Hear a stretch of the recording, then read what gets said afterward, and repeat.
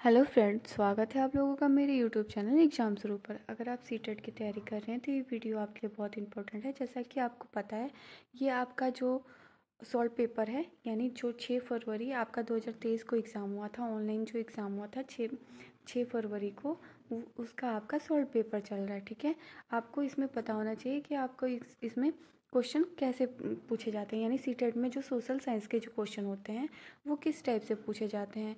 ठीक है, तो ये आपका पार्ट थर्ड है, यानी 2 पार्ट आपको करवा दिए गए हैं।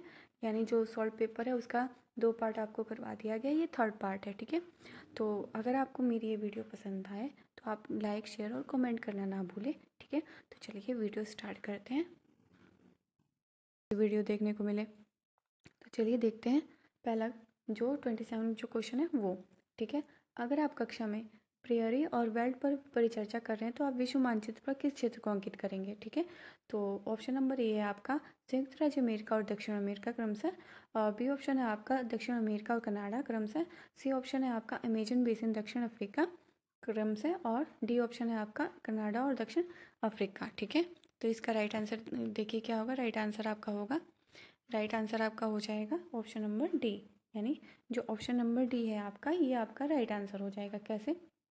अगर आप कक्षा में प्रेयरी और वेल्ट पर परिचर्चा कर रहे हैं तो आप विश्व मानचित्र पर क्रमशः कनाडा और दक्षिण अफ्रीका को अंकित करेंगे। यह शीतोष्णकटिबंधीय घास के मैदानों के उदाहरण है। 30 डिग्री से 45 डिग्री अक्षांशों के मध्यवर्ती भागों में पाए जाते हैं। उत्तरी गोलार्ध में स्थलीय विस्तार अधिक होने के कारण इन मैदानों का विस्तार कहीं कहीं 50 डिग्री उत्तरी अक्षांश तक पाया जाता है। इन घास के मैदानों को संयुक्त राज्य अमेरिका व कनाडा में प्रेयरी, अर्जेंटीना में उर्वेरू और ब्राज़ील में पम्पास, दक्षिण अफ्रीका में वेल्ट और यूरेशिया में स्टीपस तथा ऑस्ट्रेलिया में डाउन्स कहा जाता है। ठीक है, उसके बाद है आपका क्वेश्चन नंबर 28। तो देखिए क्वेश्चन नंबर 28 क्या कह रहा है। तो क्वेश्चन नंबर 28 में आपका है रूढ़िबद्ध धाराओं के संदर्भ में निम्न वाक्यों पर ध्यान दीजिए। तो रूढ़िबद्ध जो धाराएं हैं उसके संबंध में क्या क्या वाक्य ध्यान देना है। तो देखिए यहाँ पे आपका दिखाया गया है क्वेश्चन। तो स्टेटमेंट फर्स्ट क्या है, यानी देखिए स्टेटमेंट ये है, फर्स्ट है आपका रूढ़िबद्ध धाराएं हमें प्रत्येक व्यक्ति को अनोखे और अलग व्यक्ति जिसके पास खास गुण व क्षमताएं हो सकती हैं के रूप में देखने से रोक देती हैं। बी है आपका रूढ़िबद्ध धाराएं बड़ी संख्या में लोगों को एक ही प्रकार के खांचे में जड़ देती है। सी ऑप्शन है आपका, सी स्टेटमेंट है आपका। देखिए रूढ़िबद्ध धाराओं का हम सब पर प्रभाव पड़ता है, क्योंकि उसके चलते हमें उन कामों को करने का मौका मिलता है जिसमें हम अच्छे होते हैं। ठीक है, तो इसका राइट आंसर हमें बताना है कि यहाँ पे राइट आंसर क्या होगा। तो देखिए ऑप्शन नंबर ए है हमारा, ऑप्शन नंबर ए है केवल ए सही है। ऑप्शन नंबर बी है केवल ए और बी सही है। ऑप्शन नंबर सी है हमारा केवल बी और सी सही है। ऑप्शन नंबर डी है हमारा सभी ए बी और सी तीनों सही है। तो ऑप्शन नंबर जो हमारा बी है वो राइट आंसर है। क्या है? ऑप्शन नंबर बी हमारा राइट आंसर है। कैसे? तो देखिए, तो इसमें कहा गया है ऑप्शन नंबर बी में रूढ़िवाद एक प्रकार की विचारधारा है जो किसी चीज़ के बारे में पुराने समय से चली आ रही तथ्य तथा सिद्धांतों पर विश्वास करती है एवं उसी को स्वीकार करती है। रूढ़िवाद परिवर्तन को स्वीकार नहीं करता है, वह पहले से बनी परंपराओं पर ही विश्वास करते हैं। यह बड़ी संख्या में लोगों को एक ही प्रकार के खांचे में जड़ देती है। साथ ही रूढ़िबद्ध धाराएं हमें प्रत्येक व्यक्ति को अनोखे और अलग व्यक्ति जिसके पास खास गुण व क्षमताएं हो सकती हैं के रूप में देखने से रोक देती है। अतः रूढ़िबद्ध धाराओं के संदर्भ में ए तथा बी दोनों सही हैं। ठीक है, नेक्स्ट क्वेश्चन देखिए। नेक्स्ट क्वेश्चन है आपका 29, यानी 29वां क्वेश्चन क्या कह रहा है। निम्नलिखित क्षेत्रों में से उन क्षेत्रों की पहचान कीजिए जहां अतीत में आए अरबी और चीन के व्यापारियों के उल्लेखनीय सांस्कृतिक प्रभाव हैं। तो ऑप्शन नंबर ए है हमारा पंजाब और तमिलनाडु। ऑप्शन नंबर बी है केरल और लद्दाख। ऑप्शन नंबर सी है आपका असम और हरियाणा। ऑप्शन नंबर डी है आपका गुजरात और तेलंगाना। ठीक है, तो देखिए क्वेश्चन क्या कह रहा है। निम्नलिखित क्षेत्रों में उन क्षेत्रों की पहचान कीजिए जहां अतीत में आए अरबी और चीन के व्यापारियों की उल्लेखनीय सांस्कृतिक प्रभावित है। ठीक है, तो कौन कौन से राज्य में है। तो देखिए ऑप्शन नंबर हमारा जो बी है वो राइट आंसर होगा, यानी केरल और लद्दाख में क्या है, जो अरबी और चीन के व्यापारी आए थे उनके उल्लेखनीय संस्कृति के प्रभाव है। तो कैसे? तो देखिए यहाँ पे लिखा है आपका केरल और लद्दाख, ये दो प्रमुख क्षेत्र हैं जहां अतीत में आए अरबी और चीनी के व्यापारियों के उल्लेखनीय सांस्कृतिक प्रभाव है। लद्दाख जम्मू कश्मीर के पूर्व में पहाड़ियों में बसा एक रेगिस्तानी इलाका है। लद्दाख के रास्ते रास्ते से ही बौद्ध धर्म तिब्बत पहुंचा था। लद्दाख को एक छोटा तिब्बत भी कहा जाता है। केरल भारत के दक्षिण पश्चिमी कोने में बसा हुआ है। सबसे पहले अरबी तथा एवं यहूदी व्यापारी जो थे वो केरल आए थे। चीन के व्यापारी भी केरल आए। यहाँ पर मछली पकड़ने के लिए जो जाल इस्तेमाल किए जाते थे वे चीनी जालों से हूबहू मिलते थे। उन्हें चीना वाला कहा जाता था। ये भी क्वेश्चन शायद आपको पूछ सकता है एग्जामिनर कि जो चीनी यात्री थे वो जो मछली पकड़ने का जाल था उसे क्या कहते थे। तो जो चीन के लोग थे तो मछली पकड़ने वाले जाल को क्या कहते हैं, तो चीना वाला कहते हैं। ठीक है, चलिए नेक्स्ट क्वेश्चन देखते हैं आपका। नेक्स्ट क्वेश्चन है आपका 30 यानी 30वां क्वेश्चन है। तो देखिए 30वें क्वेश्चन में आपका क्या पूछ रहा है, भारत के राष्ट्रपति का चुनाव डैश के द्वारा होता है, यानी किसके द्वारा होता है। तो यहाँ पे ऑप्शन नंबर है आपका मंत्रियों या उनके मुखियाओं के परिषद के द्वारा। बी ऑप्शन है आपका योग्य नागरिकों द्वारा प्रत्यक्ष चुनाव के द्वारा। या सी ऑप्शन है आपका निर्वाचन मंडल तथा द्वारा प्रत्यक्ष चुनाव द्वारा। ठीक है, उसके बाद है आपका डी ऑप्शन है आपका पंचों सहित सभी चयनित सदस्यों द्वारा अप्रत्यक्ष चुनाव। तो इसका राइट आंसर आपको बताना है। तो राइट आंसर आपका हो जाएगा ऑप्शन नंबर सी, यानी निर्वाचन मंडल द्वारा अप्रत्यक्ष चुनाव द्वारा। ठीक है, तो ऑप्शन नंबर सी आपका इसमें राइट आंसर हो जाएगा। तो कैसे होगा, तो चलिए देखते हैं। यहाँ पे आपका देखिए भारत के राष्ट्रपति का चुनाव निर्वाचन मंडल द्वारा अप्रत्यक्ष चुनाव के द्वारा होता है। भारतीय राष्ट्रपति का चुनाव एक निर्वाचन मंडल के माध्यम से किया जाता है जिसमें राज्यसभा, लोकसभा तथा राज्यों की विधानसभाओं के निर्वाचित सदस्य रहते हैं। चुनाव का आयोजन भारतीय चुनाव आयोग यानी ईसी द्वारा किया जाता है। निर्वाचन मंडल संसद के उच्च एवं निम्न सदन यानी राज्यसभा और लोकसभा सांसदों के सभी निर्वाचित सदस्यों तथा राज्यों व केंद्र शासित प्रदेशों यानी दिल्ली व पुदुचेरी के विधान सभाओं यानी विधायकों के निर्वाचन सदस्यों से बना होता है। तो यहाँ पे देखिए जो नोट में है, अनुच्छेद जो 54 है वो राष्ट्रपति का चुनाव करते हैं। अनुच्छेद 55 जो है राष्ट्रपति के चुनाव की प्रक्रिया का वर्णन करता है। ठीक है, ये आपका राइट आंसर हो जाएगा। अब देखिए 31 क्वेश्चन है आपका। 31 क्वेश्चन क्या है, यानी 31वां क्वेश्चन क्या कह रहा है, हमारा संविधान यह सुनिश्चित करता है कि भारत की व्यवस्था केवल कुछ विशेषाधिकृत लोगों को सम्मानित नहीं करती जो सभी के लिए निर्णय ले।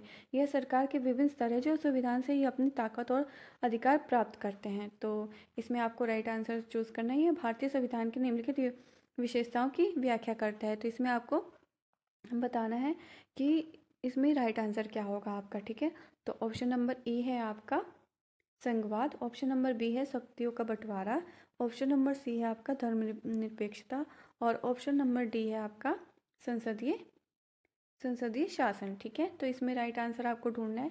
तो राइट आंसर इसका हो जाएगा आपका संघवाद। ठीक है, देखिए कैसे, हमारा संविधान यह सुनिश्चित करता है कि शासन की व्यवस्था केवल कुछ विशेषाधिकृत लोगों को सम्मानित नहीं करती है जो सभी के लिए निर्णय ले।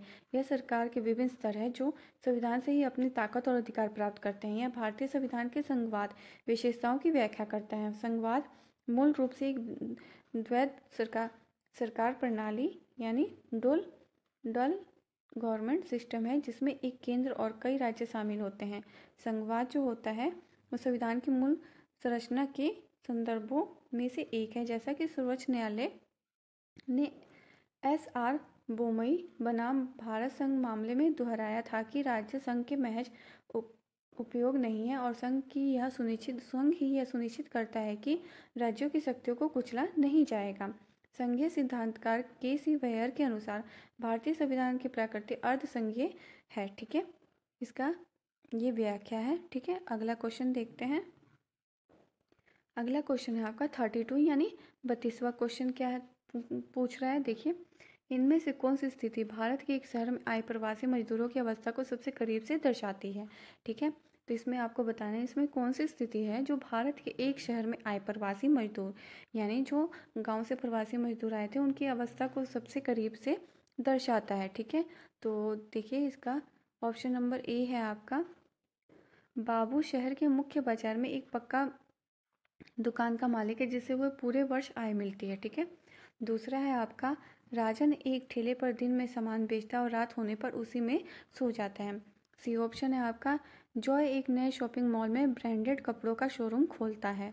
डी है ऑप्शन है आपका वीणा एक अनधिकृत बस्ती में एक दंत के चिकित्सालय चलाती है, ठीक है, यानी जो दांतों के जो डॉक्टर होते हैं उसका एक अस्पताल चलाती है तो या क्लिनिक चलाती है। तो देखिए राइट आंसर आपका क्या होगा, राइट आंसर होगा आपका ऑप्शन नंबर बी। कैसे? राजन एक ठेले पर दिन में का सामान बेचता है और रात होने पर उसी में सो जाता है, क्योंकि उसे क्या है, वहाँ रहने के लिए जगह नहीं मिली थी। तो देखिए इसका राइट आंसर बी होगा।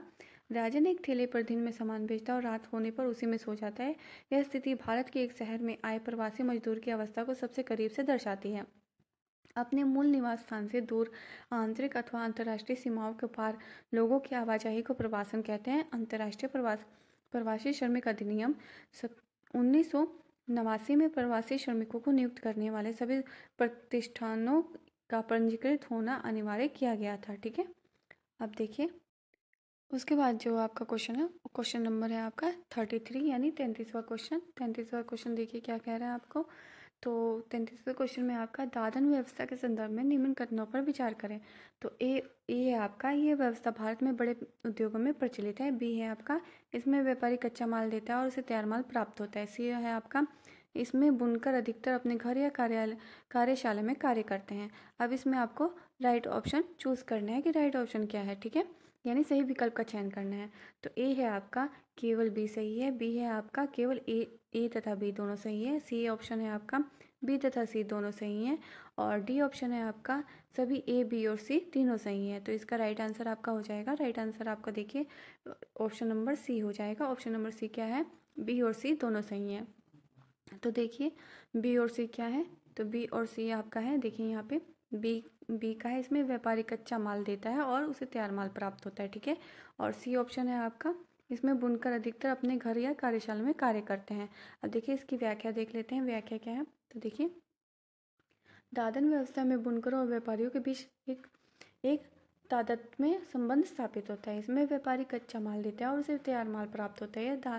दादन व्यवस्था भारत के अधिकांश क्षेत्रों में बुनाई उद्योगों में प्रचलित है। इसमें बुनकर अधिकतर अपने घर या कार्यशाला में कार्य करता है तथा बी और सी दोनों कथन सही है, ठीक है। अब क्वेश्चन नंबर है आपका 34 यानी 34 है। 34वां क्वेश्चन क्या है, एक विरोध प्रदर्शन के दौरान पुलिस द्वारा हेक्टर पीटरसन की हत्या की घटना किस ऐतिहासिक संघर्ष से जुड़ी हुई है। तो ए ऑप्शन है आपका अमेरिका में रंगभेद के खिलाफ संघर्ष, बी ऑप्शन है आपका नेपाल में राजतंत्र के खिलाफ संघर्ष, सी ऑप्शन है आपका दक्षिण भारत में रंगभेद नीति के खिलाफ संघर्ष, और डी ऑप्शन है आपका अल्जीरिया में उपनिवेशवाद के खिलाफ संघर्ष, ठीक है। तो इसमें आपको बताना है कि राइट आंसर आपका कौन सा है, ठीक है। तो राइट आंसर आपका हो जाएगा ऑप्शन नंबर सी यानी दक्षिण अफ्रीका में जो रंगभेद की नीति हुई थी उसके खिलाफ संघर्ष होना, ठीक है। तो देखिए कैसे हुआ था, तो इसका व्याख्या यहाँ पे है। एक विरोध प्रदर्शन के दौरान पुलिस द्वारा हेक्टर पीटरसन की हत्या की घटना दक्षिण अफ्रीका में रंगभेद नीति के खिलाफ संघर्ष से जुड़ी हुई है। रंगभेद प्रणाली में लोगों को उनकी त्वचा के रंग के आधार पर विभाजित करने का कार्य किया गया। इसी रंगभेद प्रणाली के कारण ही अश्वेत लोगों को मतदान के अधिकार से वंचित रखा गया। रंगभेद व्यवस्था में उपनिवेशवाद और जातिवाद के चरम को दर्शाया। रंगभेद के खिलाफ लंबे संघर्ष के बाद वर्ष 1994 में दक्षिण अफ्रीका में आखिरकार स्वतंत्रता प्राप्त कर ली और एक नए संविधान का निर्माण कर रंगभेद पर प्रतिबंध लगा दिया। इस नए निर्मित संविधान में सभी को समान अधिकार दिए गए थे, ठीक है। ये आपका राइट आंसर हो जाएगा। अब उसके बाद है 34 यानी 34 आपका जो क्वेश्चन है यानी 35वां क्वेश्चन है वो क्या है, हिंदू उत्तराधिकार अधिनियम धारा 2005 निम्नलिखित में से किस कारण हेतु लैंगिक समानता की ओर एक कदम है, ठीक है। ये आपका क्वेश्चन है, अब आपको इसका आंसर बताना है। तो देखिए ए ऑप्शन है आपका, यह बेटियों को विवाह के बाद भी पैतृक कुल नाम रखने का अधिकार देता है। बी ऑप्शन है आपका, यह बेटियों को पिता की संपत्ति पर अधिकार दिलाता है। सी ऑप्शन है आपका, यह सबसे बड़ी संतान लड़का या लड़की को पिता का उत्तराधिकारी मानता है। डी ऑप्शन है आपका, यह केवल गैर विवाहित बेटियों का पिता के जमीन पर अधिकार मानता है, ठीक है। तो इसका राइट आंसर आपका हो जाएगा, राइट आंसर आपका हो जाएगा बी क्या है, तो देखिए बी आपका है, यह बेटियों को पिता की संपत्ति पर अधिकार दिलाता है, ठीक है। तो देखिए इसकी व्याख्या देखिए क्या है, इसकी व्याख्या है हिंदू उत्तराधिकार अधिनियम द्वारा धारा 2005 के अनुसार यह बेटियों को पिता की संपत्ति पर अधिकार दिलाता है। सितंबर 2005 में 5 में 1956 के अधिनियम में संशोधन के बाद से वर्ष 2005 में महिलाओं को संपत्ति विभाजन के लिए सहायक के रूप में मान्यता दी गई थी। इस अधिनियम की धारा 6 में संशोधन किया गया था ताकि एक सहदायक की पुत्री को भी जन्म से सहदायक बनाया जा सके तथा यह लैंगिक समानता की ओर एक महत्वपूर्ण कदम हो सकता है। ठीक है, कदम है। ठीक, अब देखिए 36 यानी 36वां क्वेश्चन आपका क्या है। तो भारतीय डैश के दिन को याद करने के लिए गणतंत्र दिवस मनाया जाता है। तो किस दिन को याद करने के लिए गणतंत्र दिवस मनाया जाता है। तो ए ऑप्शन है आपका भारत के पहले आम चुनाव, बी ऑप्शन है आपका भारत की स्वतंत्रता, सी ऑप्शन है आपका संविधान के लागू होने का, और डी ऑप्शन है आपका संविधान का पूरा लेख होने पर। तो ये तो आप सबको पता होना चाहिए कि जो भारतीय का जो याद करने वाला दिन है वो गणतंत्र दिवस वो क्यों मनाया जाता है। तो ये आपको पता होना चाहिए। इसका राइट आंसर आपका हो जाएगा संविधान के लागू होने पर। यानी हमारा संविधान जो है कब लागू हुआ था, 26 जनवरी 1950 को लागू हुआ था। ठीक है, हमारा जो संविधान है वो किस दिन लागू हुआ था, 26 जनवरी 1950 को लागू हुआ था। इस दिन को हम गणतंत्र दिवस के रूप में मनाते हैं। ठीक है, देखिए आपको जो व्याख्या दी गई है इसलिए दी गई है, भारतीय संविधान के लागू होने के दिन को याद करने के लिए गणतंत्र दिवस मनाया जाता है। भारतीय संविधान की मूल संरचना भारत सरकार अधिनियम 1935 पर आधारित है। भारत का संविधान 26 नवंबर 1949 को औपचारिक रूप से अंगीकृत किया गया था। यानी जो संविधान का निर्माण था वो 26 जनवरी 1949 तक पूरा हो गया था। ठीक है, तथा 26 जनवरी 1950 को भारतीय संविधान पूर्ण रूप से लागू हुआ था। तब से 26 जनवरी को ही प्रतिवर्ष गणतंत्र दिवस के रूप में मनाया जाता है।